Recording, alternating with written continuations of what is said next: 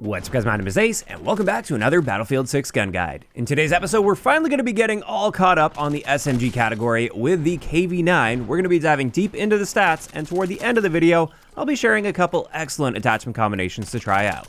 And let's just dive right into this with our raw power potential, and this gun has the fastest rate of fire in the entire game at 1,079 rounds per minute. And it's going to be a 4 to 8 shot kill depending on the range, and what this means is up close, we have an incredibly fast time to kill at 167 milliseconds. This is the second fastest in the SMG category. It is a little bit behind the SCW-10 since that gun has a 3 shot kill potential up close.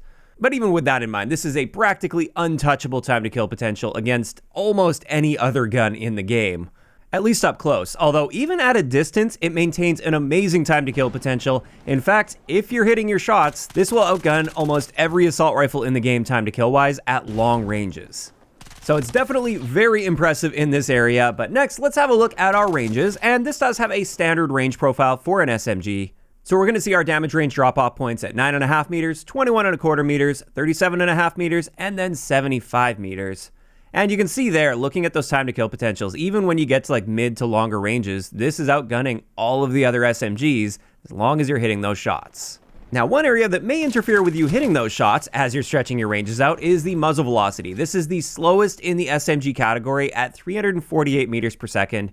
And that really is quite slow. You'll definitely notice this having an impact on your ability to hit moving targets, even out to like mid ranges, like 30 plus meters. You're gonna notice this against targets, especially ones that are moving perpendicular to you, and you'll have to compensate for that accordingly. As for hipfire, we do have a standard hipfire spread for SMGs, meaning it's got an excellent hipfire spread.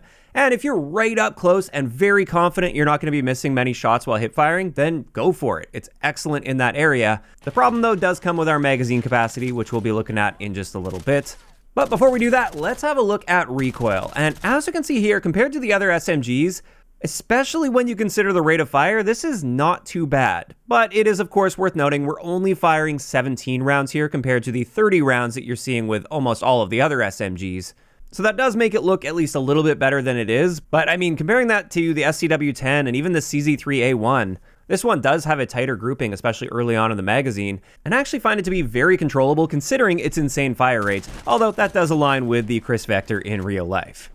Now, with that covered, let's get into handling, and our standard handling stats like aim down sight and sprint out time, those are just normal for an SMG, so nothing out of the ordinary there, and those are excellent values to be dealing with.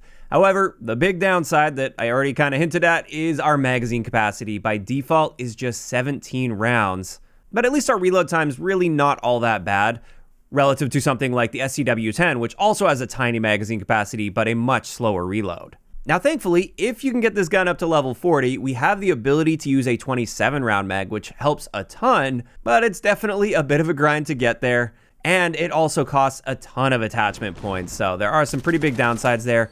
Magazine capacity is definitely, I would say, the biggest limiting factor of this gun.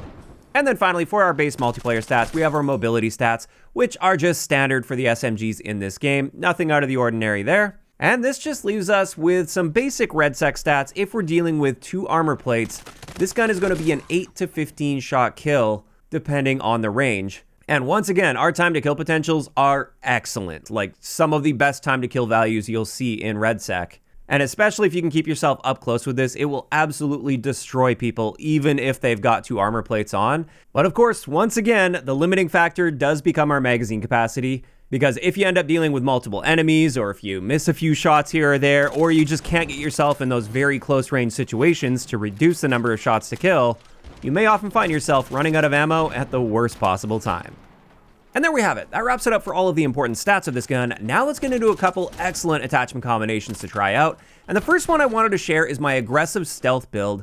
And the key with this one is you can build this fairly early on in your leveling. You don't have to max it out to get the biggest magazine possible. And yet it's still a very viable choice that I've found plenty of success with. So with this one, I'm using the OSA 7 optic, just because I really like the reticle, and I've kind of missed this optic. I have been using the mini reflex a lot lately, but I kind of just had an itch to use the OSA 7 again, and I've been enjoying that reticle quite a bit. For my laser, I'm using the new 50 milliwatt violet laser to help with that aim down sight spread while moving, to allow us to be a bit on the aggressive side there while maintaining accuracy.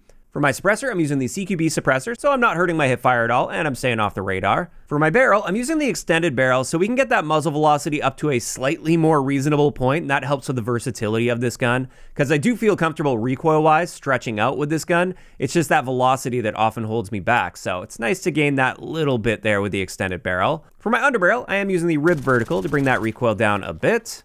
For my magazine, I'm using the 17-round fast magazine. So very small magazine, but you can reload it at least a little bit faster. And you basically just want to try to take it 1 kill, maybe 2 at a time, just depending on the situation. And then finally, we're just topping it off with the standard ammo. And as I said, this is just a solid setup that you can use as you're leveling through this gun, or if you really don't want to be pouring a ton of attachment points into your magazine. And it's very viable as long as you're managing your situations properly and not trying to challenge 3 or 4 enemies at a time. As for the second build, this one does require you to level this up to level 40. This is my extended mag build. We're really building around that extended mag because it has such a high cost to it. So with this, we're using that 27-round extended mag for 45 attachment points. We've got the mini flex optic on this one, the flash hider, the basic barrel, the alloy vertical, and then finally standard ammo. As you can see there, with that extended mag, it doesn't really leave much room to play around with many other attachments, so we've got fairly basic ones on there. But with that in mind, as I said, the main limiting factor of this gun is the magazine capacity. It's not like it needs a ton of help in the recoil department. I'm okay showing up on the radar here. It's a bit unfortunate we didn't get the extended mag on there to increase our velocity. You could, of course, go that route, but I did like putting that alloy vertical on there to help a little bit with recoil. And this just allows you to not have to worry quite as much about your magazine capacity.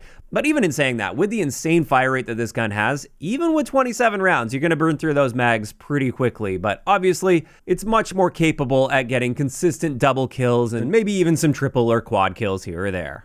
And there we go. That is going to wrap it up for today's gun guide on the KV9 SMG. And when it comes to my thoughts on this gun, well, overall, I definitely prefer the newer CZ3A1. I think that has kind of like taken over for this particular style of SMG, the really fast fire rate, fast killing SMGs. At the end of the day, I do find the recoil a little easier to control, and I still find this to be a very enjoyable gun to use. It's just that magazine capacity introduces quite a big challenge while using this that you simply don't have to worry about when using the CZ3A1. So it's the case of like, I can acknowledge that the CZ3 is just the objectively better choice, but I wouldn't rule this gun out entirely. It's still got a place, and it's still a very solid option. You just have to treat it right. Now, of course, those are just my thoughts on the KV9, and I'd love to hear what you guys think about this gun in those comments down below. And if you guys have missed any of the previous gun guides, including the recent episode on the CZ3A1, I will leave a link to the playlist in the description of the video. If you enjoyed this one, a like rating is always appreciated, and don't forget to subscribe for more if you haven't already. I'll talk to you guys next time.